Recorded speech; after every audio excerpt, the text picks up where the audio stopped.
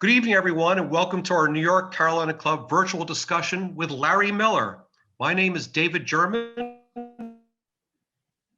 I am the current chair of the New York Carolina Club. We're delighted to be able to have this event for alumni with the participation of one of the greatest players to ever wear a Tar Heel uniform, Larry Miller, and our esteemed host, Professor Matthew Andrews, teaches sports history at the University of North Carolina and co-hosts a fabulous sports podcast entitled Agony of Defeat. We thank them both for being here this evening. Before I turn it over to Professor Andrews, I would like to thank several key people who've helped make this event happen.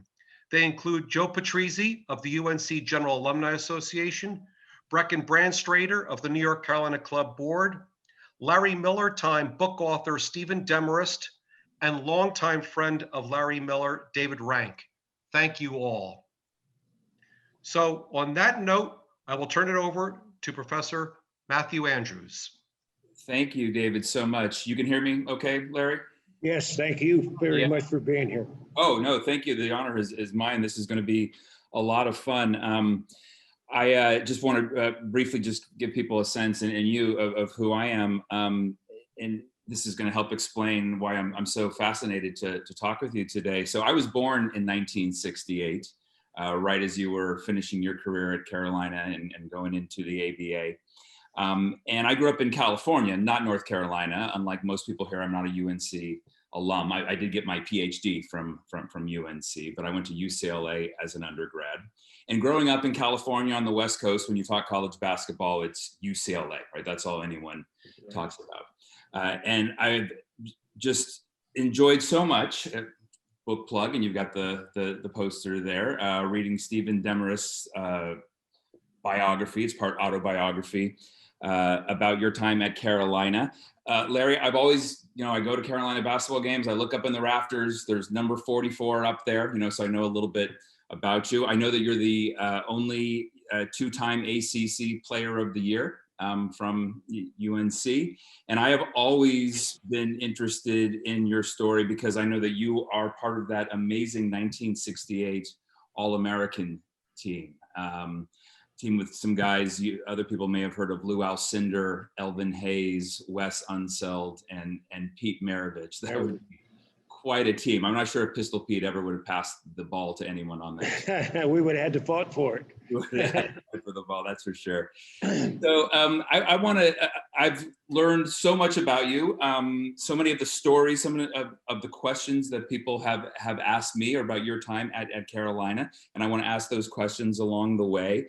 But rather than starting in Chapel Hill, that's where I am right now. I'm in my basement in my home in Chapel Hill, where I now teach all my classes. I want to start with where you are.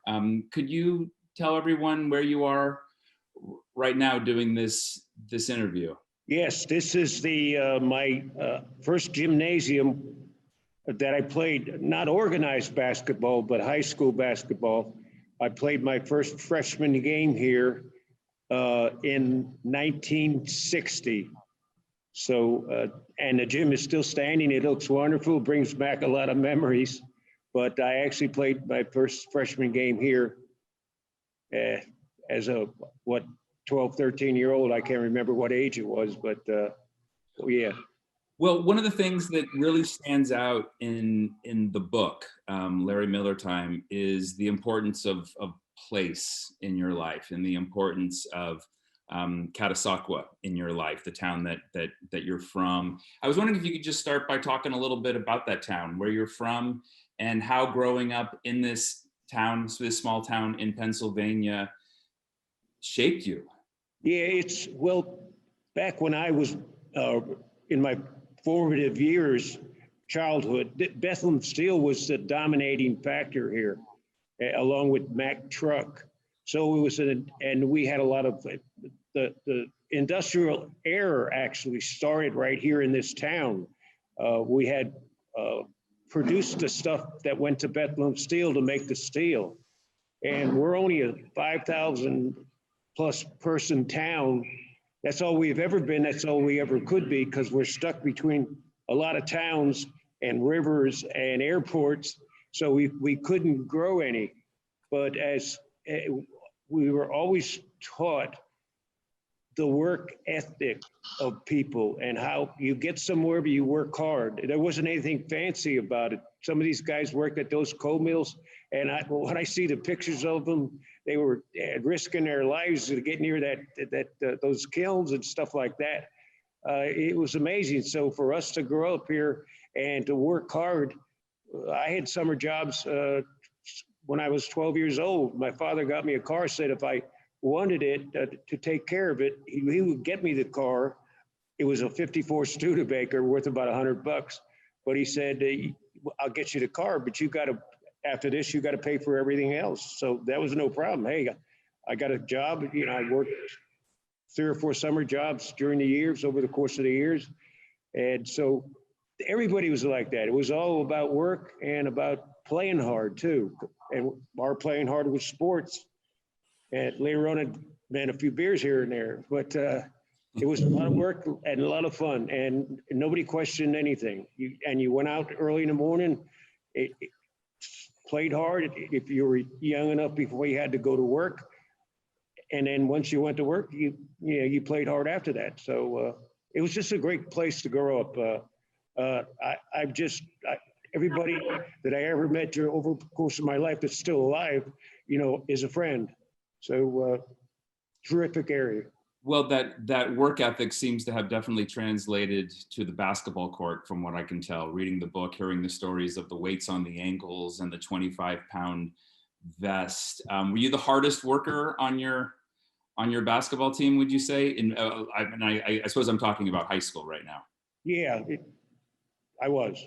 Okay. And then I'm wondering if you can talk about then your transition coming down to Chapel Hill. And one of the things that I learned in the book is that it looked like Duke really had the inside track for you.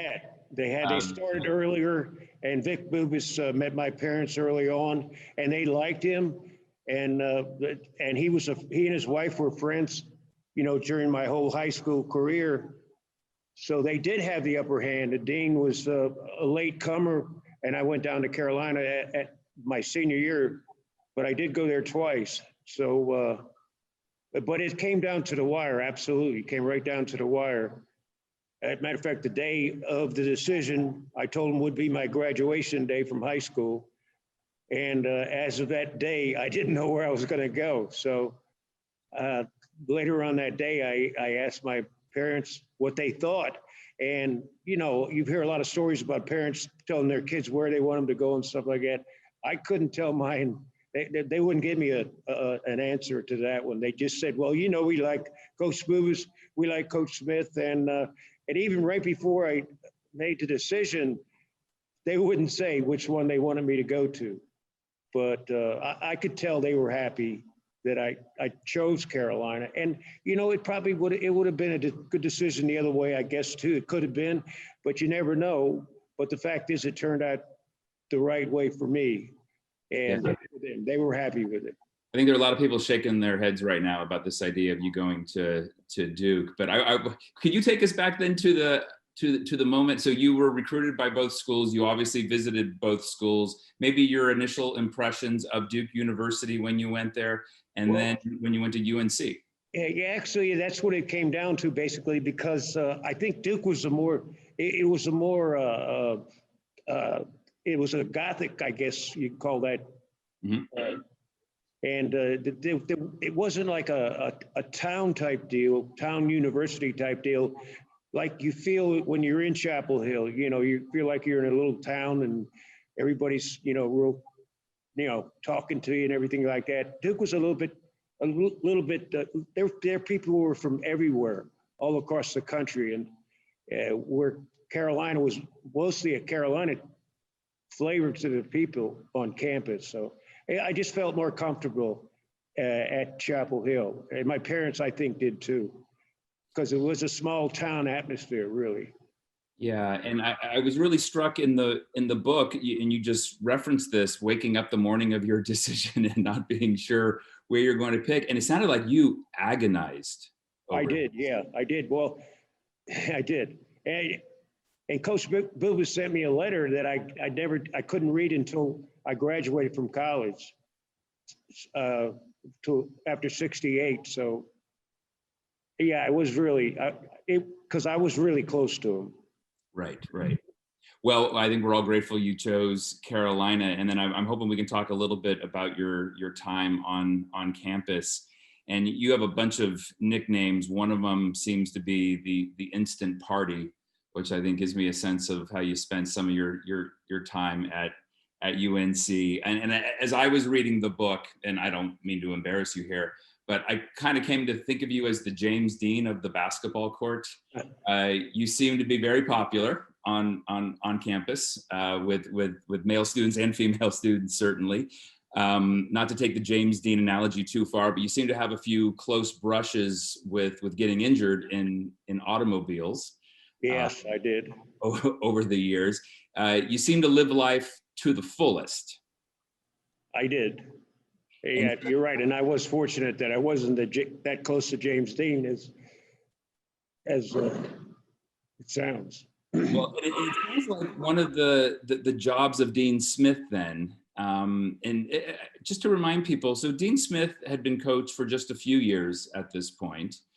He certainly didn't have, this winning tradition. In fact, signing you was one of his first real coups as a recruiter.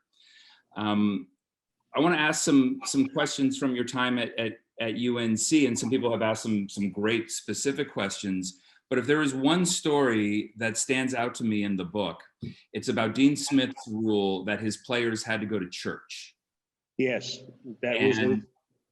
Okay, and so could you tell a little bit about how you creatively found your way around that rule? Well, actually, he made a rule that we after we went to church, we had to pick up the program. The church had a program put out each Sunday, and I guess I might have gone to one of them or something like that. But I told Billy. Billy was kind of my mentor. Billy Cunningham, right? Yeah. Excuse me. He's the one that, when I first got down on a recruiting visit, he said, "What do you want to do, Mills? You want to go to a meeting? They have a bunch of students in one of the gyms. They want to meet you, or you want to go down to Grillo and have some beers?" And I said, "What, are you kidding me?" I said, "Where are the beers at? Just bring on the beers." So we left all those students wherever they were, and we drank some beers. But Billy started getting me a program and giving it to me to turn into Coach Smith. And then I told him one day, Sunday, I went into him, I said, "Coach, I can't do this anymore." And by the way, I had a terrible hangover. I was drinking Purple Jesus out of a tub the night before the party. I had to look that up on the internet to see what Jesus was. Yeah, I was ashen white with scraggly beard, and I went in there and told him I wasn't going to church, and he just, I said, "Coach," he said, "Well, when you go, your parents make you go to church if you were at home?" I said, "No, they wouldn't, Coach. That's one thing you can't force on somebody, is religion or beliefs or something like that." I said, they had enough sense not to make me do it at home. So I appreciate you letting me off the hook here. And then we were on the same page after that. And that was really it, huh? Just all you had to say is you didn't want to do it, and your parents wouldn't. Yeah, once I gave him that explanation, he accepted it. Yeah, and that was probably his first time he let somebody off the hook there too. But it's tough we to had other issues down the line about certain things, and I didn't try to go against him in certain situations. He told me about the party and stuff like that, and I said, "Okay, that's understandable. You don't want to have me influence the other players. That's all right." But I said, "It's not going to affect me because I'm going to try not to harm myself." But yeah, I work hard for where I'm at. I work extremely hard, sometimes more than I have to. And so I appreciate, you letting me vent in some ways, and I'll try to do, in private, so I don't influence or, give us a bad reputation. Right. So we were on the same page. I never tried to get anything, contradictory or, against his beliefs or whatever they were. So, but I told him what I wanted to do too, what my beliefs were, and he accepted that. So that's why I think we were on the same page all of our lives, because he respected me for, being honest with him. about certain things. There are some coaches I could imagine not being so flexible. Adolph Rupp is comes to Yeah, mind. exactly. Well, they were established so they could do that, and he was just on the fringe of being a great coach. Yeah. So Well, and then so of course you don't play varsity your freshman year because freshmen were ineligible to play varsity ball. Right. I'm wondering what you thought about that rule then, and what you think about that rule now. Do you think that was good for you not being able to play varsity ball, or are you somewhat embittered by the fact that you couldn't do that? not embittered. I really would have loved to play with Billy and Bobby, and I think we could actually challenge for the national title because we were probably three of the best player positions, of that era. Because Billy was, he could play inside and he could get rebounds, and Bobby could jump and I could jump and rebound. So, and we could have been real quick. So I wasn't embittered by it. I just accepted it. But to compare it to today's thing, it's almost a debacle now because these kids come and go so fast. It's like, not that we would have gone back then, because I don't think there were enough teams to house what they, put up with today. I don't even know where they put half of them when they go so early. I know they go somewhere overseas and you never hear from them again. Right. But but I like it the way we had it. It was fine. Okay. And then I'm wondering if you can take us back to the intensity of the games in the ACC back then. One of the things that my students, so I teach a course on basketball history. It's actually about race in basketball. And when I tell my students that, back then you had to win the ACC, it didn't matter how good you were really during the year. If you win the ACC tournament, that was that. So can you just kind of put us in the middle of what these ACC tournament games were? You can't, there's no way you can tell anybody the intense pressure that was like. Well, for me, I put a lot of pressure on myself. But I can tell you this, I told my parents there's no way.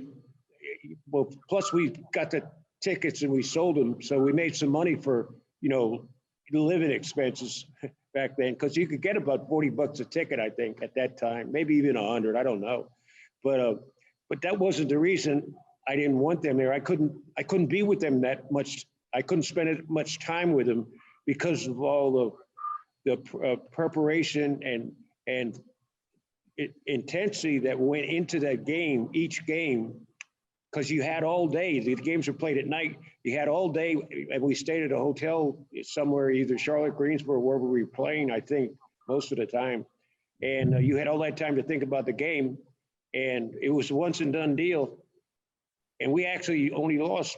We lost one game in that tournament my sophomore year against Duke, and we slowed it down and they didn't pick it up. Dean wanted the other team. He wanted me and Bobby to play on the wing, and we slowed it down. And we wanted them to come out to get us because then we could drive on them. No matter who we played, we could drive on them. Because we had the size advantage and the quickness advantage. So, but they didn't come out to get us. And we were actually ahead of Duke with 10 minutes to go by 19-12. And we ended up losing 21-20. But I really didn't feel bad about that one because Duke was a really good team and they had a chance to go all the way. And so I didn't feel that bad about losing to them because I don't think we would have gone any further. I don't think we would have got to the Final Four with that team we had, but they represented well. But then, even in the other years, we had close games in the tournament, and one game and you're out. So, and after those games, I could not sleep that whole night. I couldn't actually drink a lot of beer either. I was just so pumped up that the next day, I would actually, when we get back to Chapel Hill, I would get in my car, one of my cars that I had at the time, and just drive up and down the interstate, go back up to Greensboro, wherever we were, and just put the music up as loud as I could and just cruise around for the whole Sunday because it was just so great a feeling to be through that pressure. I bet. Well, of course, you didn't lose another ACC tournament game after your Right. sophomore year, won your junior year and your senior year. And then you had another teammate, I guess, who was playing with you your junior year, Charles Scott, right? Yeah. That's that. If I have the timing right. And obviously, when I talk about race and basketball in my course, Charles Scott is one of the main figures there. And Yes. there's this story that's often told about when he comes to Carolina. You know, he's trying to choose between Davidson and Carolina, and he wants to walk around Franklin Street by himself without basketball players to see what it's like to be Black in Chapel Hill. But I was really struck in this book by the role that Stephen DeMorris says you played in getting Charles Scott to come to UNC. And I wonder if you could talk a little bit about your relationship with him and what that role was, getting him to become a Tar Heel. I just was myself, but well, he knew that me being from the North, that I played against some Black players. We didn't have any in the high school, but we had them in the Valley here. But I was, you know, I'm close to, you know, cities, so it wasn't any problem for me. I didn't see that much discrimination around here. But then when I got down to Chapel Hill, we did see some remnants of it, you know, some hardcore, I guess, Confederate flags and some diners down there that didn't serve coloreds, what they called. Yeah. And, you know, I was just like Dean. I was didn't like it. I was offended by it, and I tried to emulate, you know, my feelings on that through my actions with people. But when it came to Charlie, we had a lot of Northern players, or a few Northern players. Bobby Lewis was there, and Dickie Grubar, and Greg Campbell's. You know, we had a lot of them. But I did have a Black player on the freshman team with us, and Willie Cooper. He didn't go on; he just played his freshman year. But when it came time for Charlie, I helped, you know, in the recruiting process, because I learned his background and stuff like that. And we recruited him. We were out to the Pines restaurant, I believe it was, and Charlie didn't say much, and it turns out that he had a couple front teeth that were missing, so he didn't speak much that day. But we did pull him aside, and I told him specifically, I said, you know, if you come here, we'll be able to challenge for the national title, and if you come here, I promise you, I'll be your bodyguard if I have to be. You know, if anybody bothers you with you at any of these arenas or anywhere we're at, or whenever I'm around, whatever you need me, I'll be there for you. So I think he appreciated that, and he still was a very kind of shy person, and he did go on his way after the game, his own, you know, different places, because we had some prominent Black schools around there, and so you know, he liked to party his own way. I invited him to every party I ever threw. So, but he wasn't much of a drinker. I've spoken with him before, and yeah, he told me that he would go to NC Central after games and all. Yeah, just exactly. A little more comfortable. Well, you had quite a team for your obviously junior and senior year. And I'm really interested, and actually one of the questions, Jim Lenigan, who's joining us, asked this question as well. Wanted to go all the way to the NCAA title game in 1968 when you faced UCLA, right? And obviously UCLA just seemed unbeatable, although they had lost once that year. Right. And then I didn't know about this sort of controversy over the strategy for that game, over the way you guys were going to play that game. Could you tell that story? Yeah, it's not, we just, you know, by the way, we won 6 straight postseason games that year. Okay. So we should be considered a co-national champion, because, there we go, right? Because that's all you have to win now to be a title. That's right. We wanted to run with him, and Coach Smith didn't think we could run with him. So that was the difference. he asked each player individually, and without knowing what the other one was going to say, we felt we could run with him because on paper, other than Rusty and Alcindor, I think we were better athletes at those positions. So, and Rusty, look what he did against Bob Lanier. Lanier, right. What he had 27 points, 22 rebounds. Yeah, dominated him in the early. Yeah, and that's another Hall of Famer on. Yeah. That's 6. Can you believe that? We had about 3 more on the second and third team. Well, so then the season ends and you're done as a Tar Heel, playing sports in LA, yeah, of all places. Well, so then you were drafted in the ABA, but I there was something that was briefly mentioned in the book that I wanted to ask you more about. You didn't try out for the Olympic team in 1968. No, I had played in 67. I played in the World Student Games in Tokyo. And I just did, plus Charlie was going to be on that team too. And so, well, first, and then it would have gone right into another summer, basically, because my junior year, I was out 2 weeks in Japan, in San Francisco, training for that team that went over to Tokyo for 2 weeks. So that was another summer gone. So I just didn't feel like I could do it again. Just needed a little time off, too much basketball. Yeah.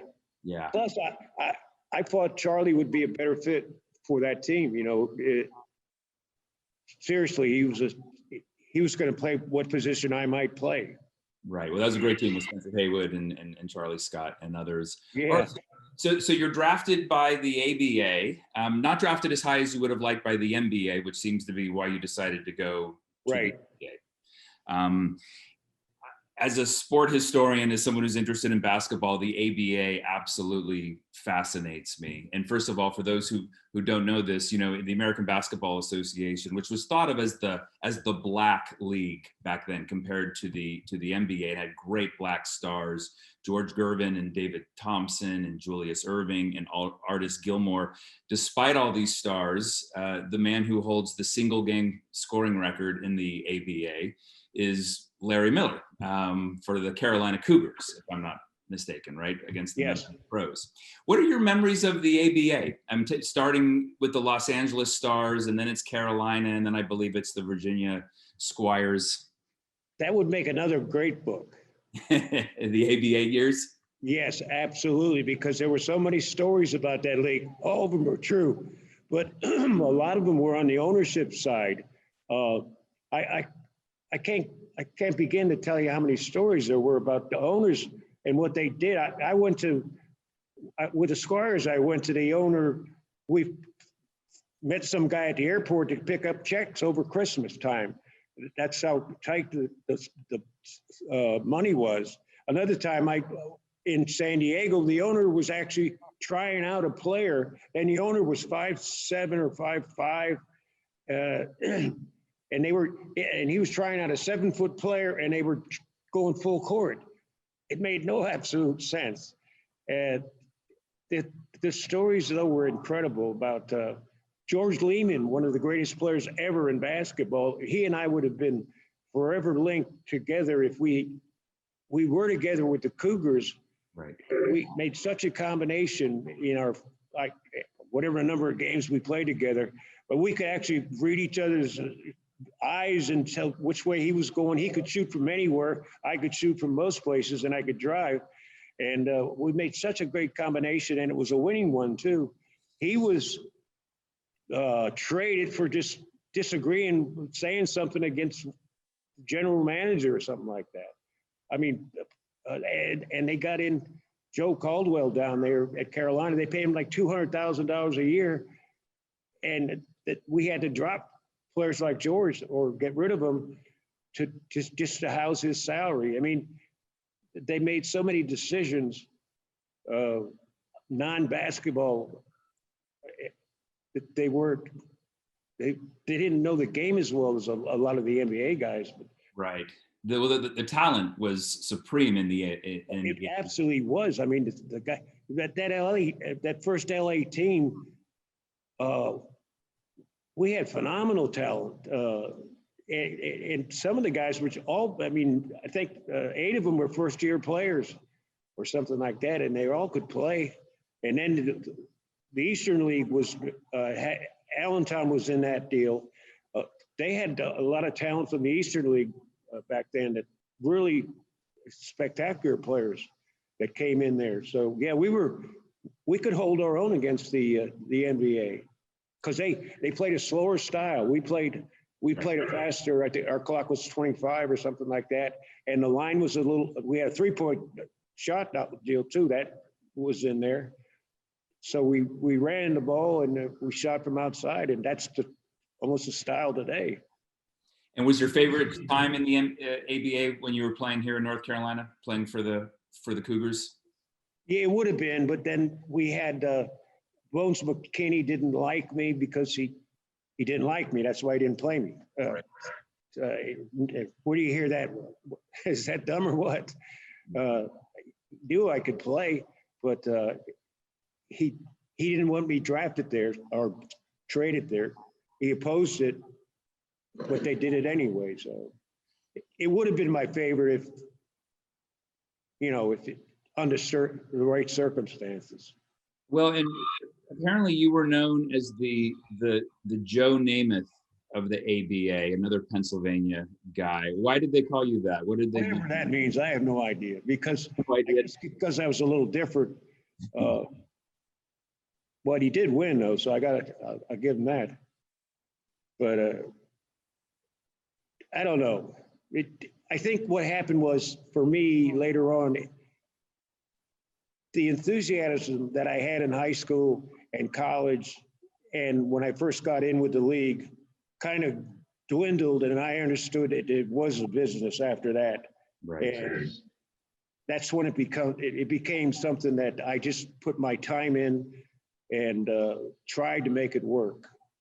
But there were so many adversarial incidents and situations that, I don't know how many coaches I had there, but some of them understood the game, some, were lost in it. So right. It was. I want to get a little wonky with basketball, if we can, and then I have some questions here that others have asked. And for those of you who are watching, if you want to put a question in the chat, that would be great. Do you watch a lot of basketball now, Larry? No, I can't. No. You don't watch at all? No, not much. Oh. Okay, I was going to ask you if there's a player out there for someone like me who's trying to get a sense of what your game was like. If there's a player you could point to that maybe, or someone who's come through Carolina in the last few years who reminds you of you. But if you don't watch much basketball, I guess that. No, I couldn't help you there. Okay, no, that's all right. So we have some other questions here, questions that have already been asked. And again, if people want to put questions in the chat, one of the questions that I was interested in, and I think this speaks to your reputation as an instant party. Someone wants to know the story behind your dancing with Mitch Ryder at a concert in Chapel Hill. Was it planned? Was it spur of the moment? And this is from Heather Weatherly. She was at that concert, so she wants the whole story. If you could give us that. Well, it wasn't planned because I probably wouldn't have done it. I was coming to a concert after a late class, and it was on campus inside, and he was playing, and we already had seats there up front, and some reason he decides to have a dance contest. And I'm sitting there minding my own business, and he gets one of his band members, and they get him a girl, and then he asks, let me have a guy out of the audience, and everybody starts hollering my name. So I get to go up on the stage, and then I go out and pick up one of my own girls out of the audience. And then she gets up there, and he starts playing a song, and it wasn't spunky enough for me. I don't know what he was playing, but I stopped a few minutes in, and I said, hey, Mitch, you got anything a little bit more, a little bit more style to it or something? And I think then he played Devil with a Blue Dress On. And so we danced. You know, this is totally bizarre. So he has a vote, and he gets his guy, and he says, vote for this guy here. And he got a good audience, good response. And then he gets to me and my girl, and he says, the place stands up, and we get a standing ovation. And he looks at me and he said, who the hell are you? You know, something like that. But we won the contest, and it was spur of the moment. All righty. And then someone wants to get detailed with the basketball. Mark Johnson was wondering if you could give us your take on your last second length of the court drives, back-to-back drives, winning layups in back-to-back games at Wake Forest and Duke in January of 1967. What do you remember about those moments? Dickie Grubar, we were at half court, and we were down by 1, and Dickie tapped the ball out toward midcourt. I got the ball, dribbled it the length of the court, and they had one defender on me, in front of me, and I did some kind of underhanded swirl layup, and I spun it from the left-hand side. It hit the top of the square in the backboard and spun right in. And as I did that, I looked up the clock, and it was down to no seconds. And I turned around, and I was on the opposite end of the locker room. I started running toward the locker room. I ran into Jack Williams, our PR guy. He tried to stop me and shake my hand, and I just knocked him over because I was so hyped. And then I got to the locker room, and the locker room was locked, and I knocked it down. That's, other than that, I can't remember what else. And the one at Duke, it was just stole the ball and drove in. It wasn't anything like that one. Okay, so the first one was the best one. And then I'm looking at some of the questions here. Tommy wants to know about I guess you probably get asked this a lot. People like fights, it seems. The fight with NC State was that in Carmichael, or was that in the ACC tournament? That was at Carmichael, yeah. Fortunately, I hurt my hand, my left hand, and that's the only game I fouled out in college. And so I wasn't involved in it, basically. I did pick up one of their players, Biedenbach, I think it was, who jumped on. Oh, that was another year, I think. But NC State was probably the nastiest rival we had as far as physicality goes. But unfortunately on that one, I was on the bench for that one. And I didn't get a chance to but the whole place emptied out, was on the court and all that stuff. What started the fight? Who knows? Okay. It wasn't any incident, but it was just, they played that way that year. They played very, physical, pushing, handling, punching, and stuff like that. Certainly played that way. Was playing against Gary wants to know if it was playing against NC State, where UNC fans now, it seems to all be about Duke, but was that your most bitter, intense rival in your years there? And then was it playing over there in Raleigh? Was that the toughest place to play in the ACC? Clemson was back then. Clemson and NC State, and well, actually they all were.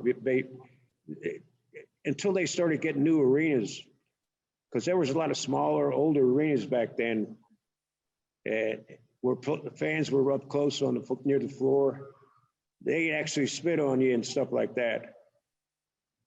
So it was pretty intense everywhere. But that's one thing I could understand Charlie being a little bit, nervous about some of those places, because, the way they were to us, to the white players.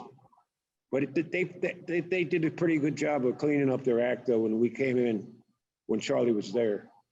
Well, I was going to ask that. I was going to relate those 2 points. You were talking about how you almost offered to be Charlie's bodyguard to an extent, when he played for you. And my understanding is that there was an incident down in Clemson where Dean Smith almost went into into the stands because there was someone heckling.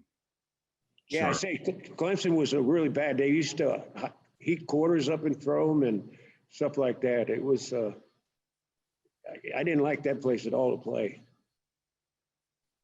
But yeah, we were pretty tight around Charlie.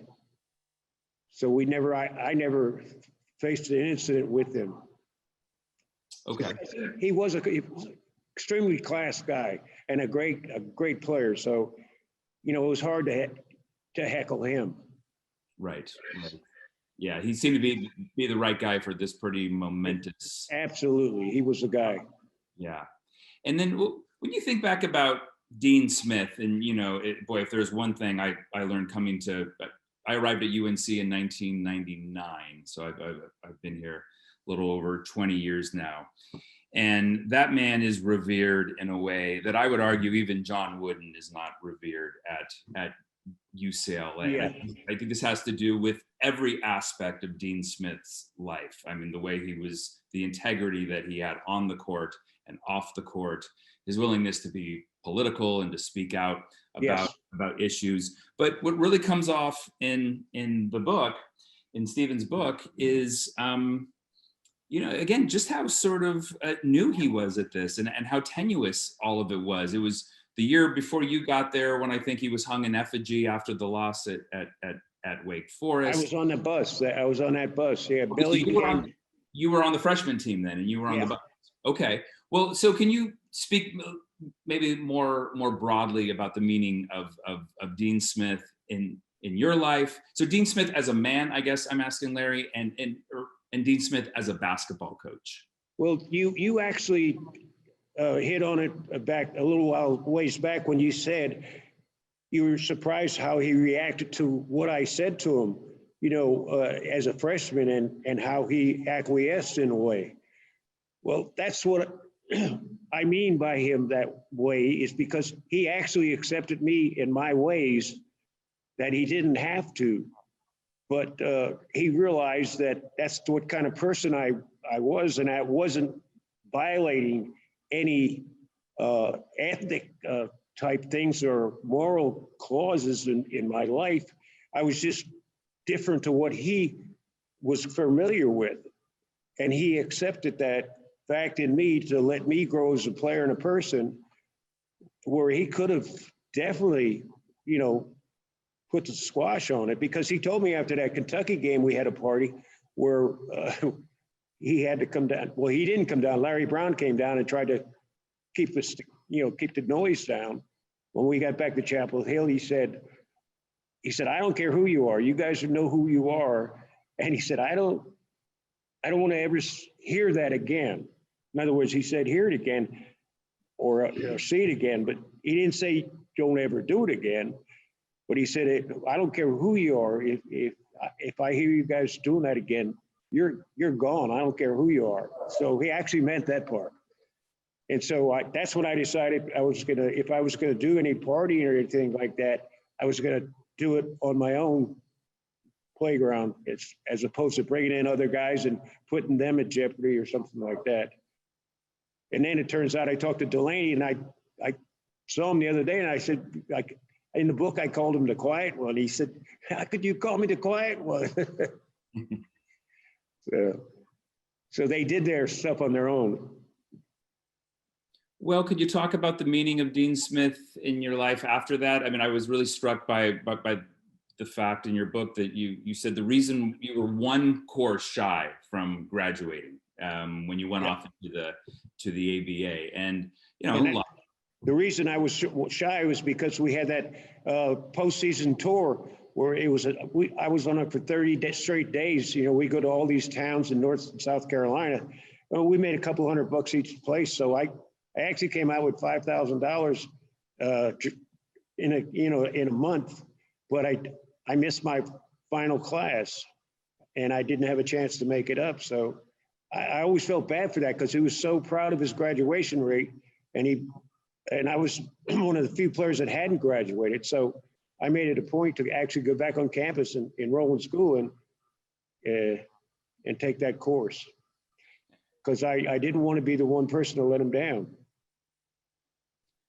Well, can you say more about that, about your relationship with him, after you retired from professional basketball? And then Yes. a few people were asking and I know Dean Smith wasn't there for the reunion, the 67, 68, 69 reunion, but just your relationship with him moving forward and your relationship with those young men that you played basketball with at Carolina in those years.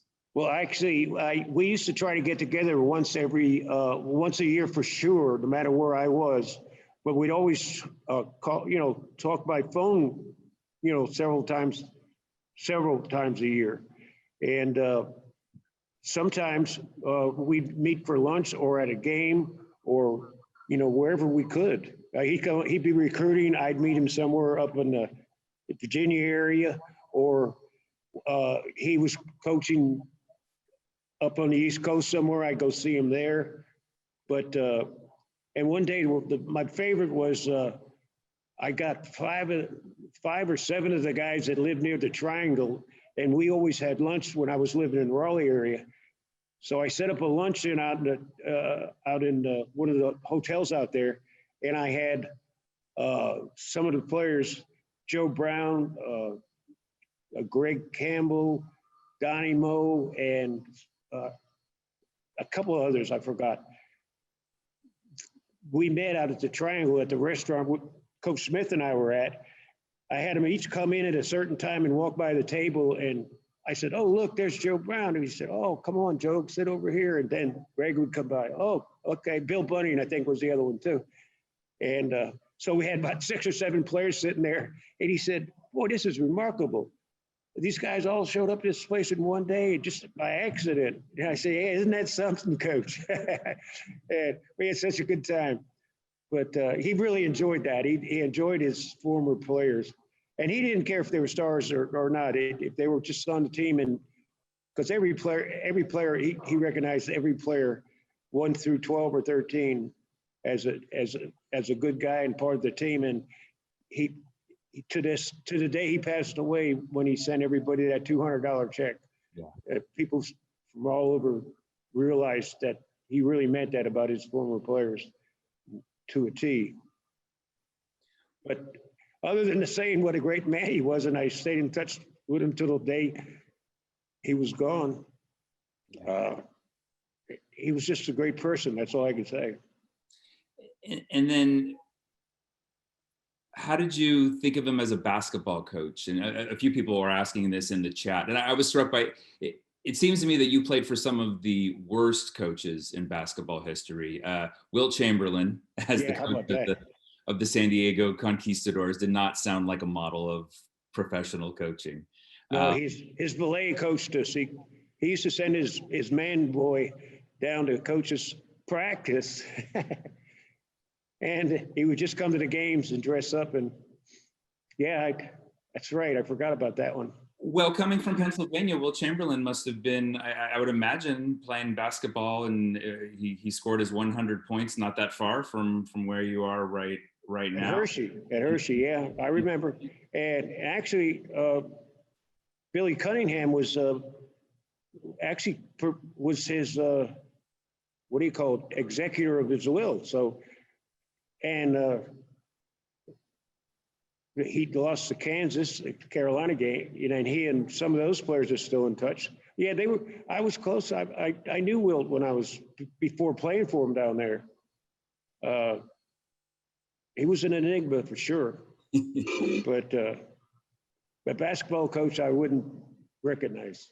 Okay, and then Bones McKinney, you've expressed your frustrations with his coaching style. That wasn't a bitter pill type deal. I mean, I'm not making these observations from a standpoint that he didn't play me, but the fact is he didn't like me was well known. And then after the first season when I came to Carolina, he didn't play me much. I looked at it the next summer. I looked at it as all my fault. I said, I can go in and look at the situation like some of it was his, part of it was his, but I said, no, it's all my fault.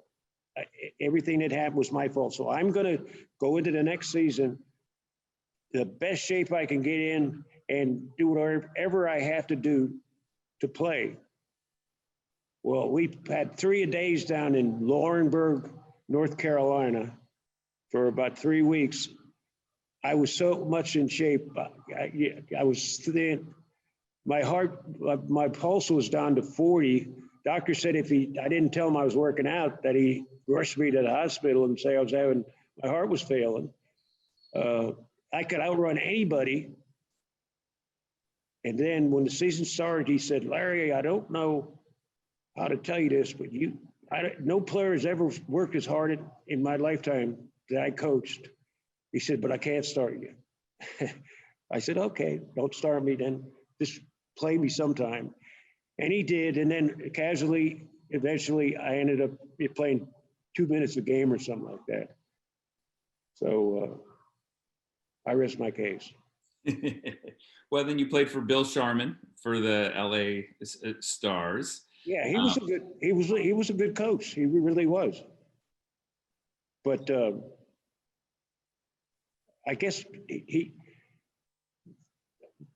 I was used to being in at the end of the game, right? My first game with the Stars, I'm playing guard forward. I've got in the 20s, 11 rebounds, something like that, 6 assists. The game's on the line, 1 point on the line. Right at with a minute to go, he calls a timeout, and he sits me on the bench. And I'm thinking, well, he wants to tell me something, and he's going to put me right back in. No, I sat on the bench. We lost the game. This is my first game in the pros. Now, the end of the game, I got to be there, right? So. Well, Larry, why don't you watch basketball anymore? I don't know. It's just so ridiculous. It doesn't make any sense to me. The whole world's falling apart, but they're still playing basketball. And who's paying them 60 million, 150 million? The world's falling apart, and these guys are getting that kind of money. And they have dummies in the stands. Right. So it just doesn't, if you look at it. It's not the way the game has been played in the last few years. It's actually just sort of basketball in the last few months that's rubbed you the wrong way. No, I just and if the kid's going, what do you need all these basketball players for? That you got to pay them so much money and send them over to some foreign country somewhere? It just doesn't make any sense. And I'm not bitter about that. Anybody that can make money, I'm happy for, but that kind of money that could help our country, our road system, or whatever the hell you want to do with it, but there's nobody worth that much money. That's interesting. It's an interesting critique. Larry, as you look back at your amazing high school career, your stellar college career, your very good pro career, in the world of basketball, in your basketball career, what are you most proud of? I probably never got hurt.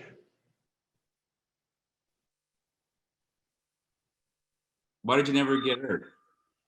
I don't know. I was a tough player, but and lucky, I guess. Well, it sounded like you got hurt a lot, actually, reading the book, that there were a lot of injuries, but you just played through those injuries. I mean, right. Is that what you mean? Is that what you're most proud of? Yeah, exactly. Because I should have broke something somewhere. I guess besides the record. I guess that goes back to that work ethic you were talking about, right? I guess, and luck too, or playing with random at random or. But I was proud of the guys I played with too. That's why our teammates are still close.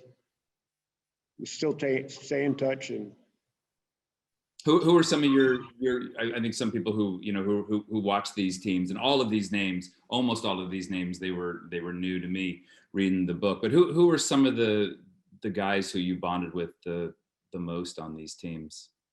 Well, actually, we didn't have much time to bond, really. But some characters I ran into were George Lehman. Obviously, he was a good one. and Warren Davis, and Steve Tubin was another one. Steve Tubin was out of Rhode Island, I believe. He was one of my first teammates.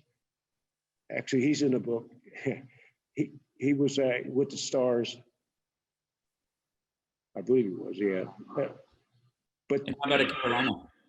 What's that? Yeah, how about at Carolina? Who were some of the guys that you remain the closest with? Randy Dent. Oh, with Carolina Cougars or the? Oh no, sorry, with the Tar Heels. My apologies. Oh yeah, well, Dickie and Joe, Greg Campbell, Bill Bunning, Rusty, Charlie. Charlie, I've seen a couple times. I wanted to see Charlie go in the Hall of Fame. And he actually is the leading scorer in the history of the ABA. Also, he's a leading average scorer.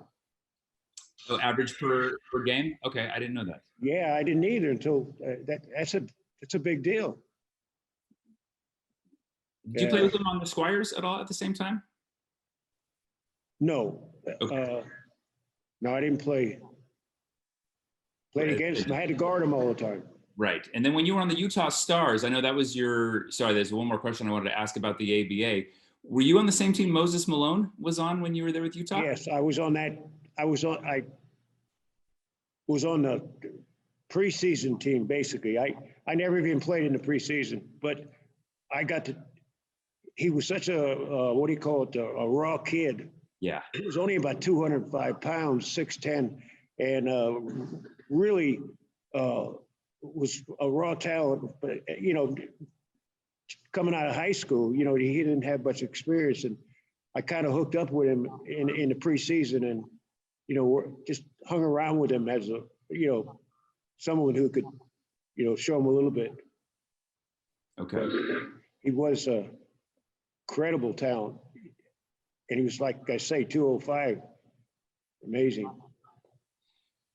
So we're going to start to wind down, and I'm looking at some more of the questions here. And thank you to Gary for correcting me that it was South Carolina where Dean Smith went into the stands, or almost did, rather than Clemson. But to go back to that question of coming to UNC, Chuck is wondering did you really feel like the safe bet was Duke in 1964, right? I mean, that team was primed and they had been winning.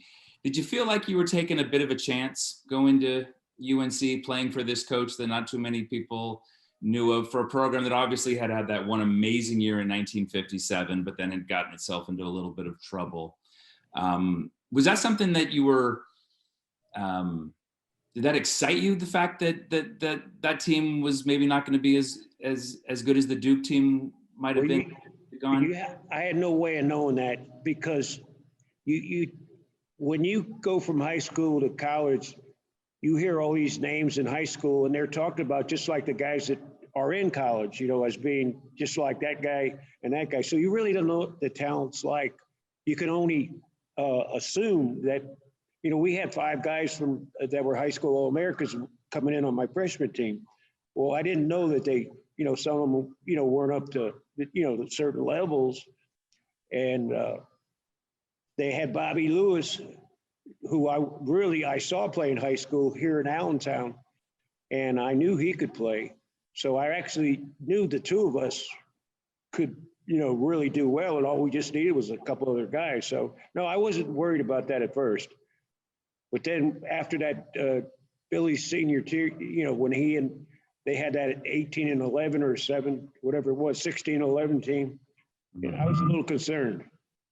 But then we helped recruit the Rusty, Bill Bunning, you know, Grubart class. So then it started falling in place. And then when we got Charlie, you know, everything was set for him. It took off. And then, so I think this is the last question I'm going to ask you. Then I'm going to ask David if he wants to ask you a question. I think he's earned the right since he's been the master of ceremony here.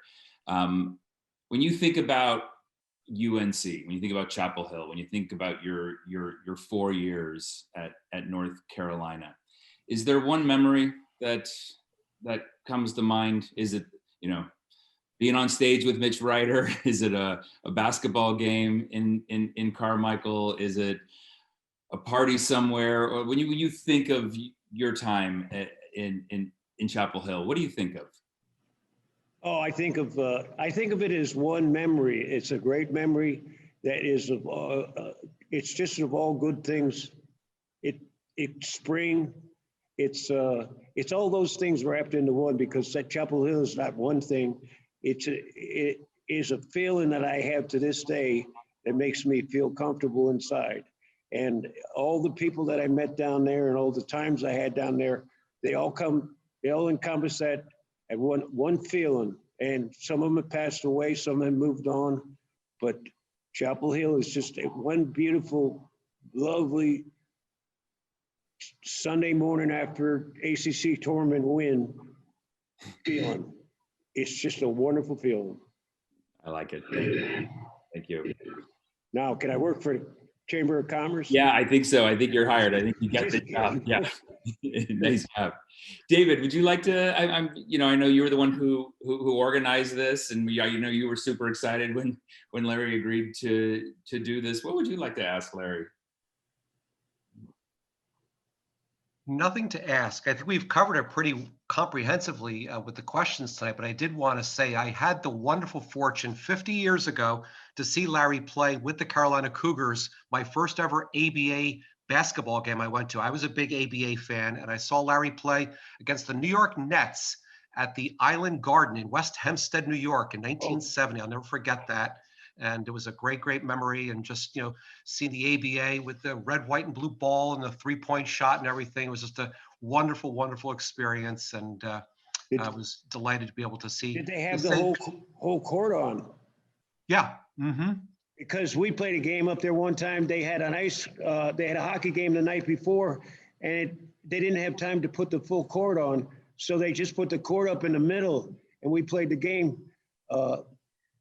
And several of the players went out on that ice and hurt themselves. Yes. So actually, before they played at the Island Garden, they played, and you're referring to the Long Island Arena. Yes. Before they played the Long Island Arena, which was also the home for the minor league hockey team, the Long Island Ducks, I believe they were called. So, yes, and they have put the court right there on the ice, and sometimes it'd be very slippery for the players. I think it's one reason they got out of that place and then came to the Island Garden in West Hempstead, and then eventually they moved to the Nassau Coliseum, which was their real first major arena they played in. But that was a real special memory. Get a chance to see Larry play in the ABA. I'll never forget that. That was great. So thank you very much. Sure. And on that note, I think we'll conclude our festivities for tonight. I just want to say, everyone, thank you for joining us this evening. Thank you so much, Larry. Really appreciate you taking the time to speak to all of us tonight and to be here. And also to you, Professor Andrews, for doing a wonderful job with the interview tonight. We thank you as well. So on that note, everyone, we'll sign off. On behalf of the New York Carolina Club, we want to wish everyone happy holidays, and thank you again for joining us tonight. Bye. Thank you. Thank you. Take care. Larry. Go Ruffies. That's fun.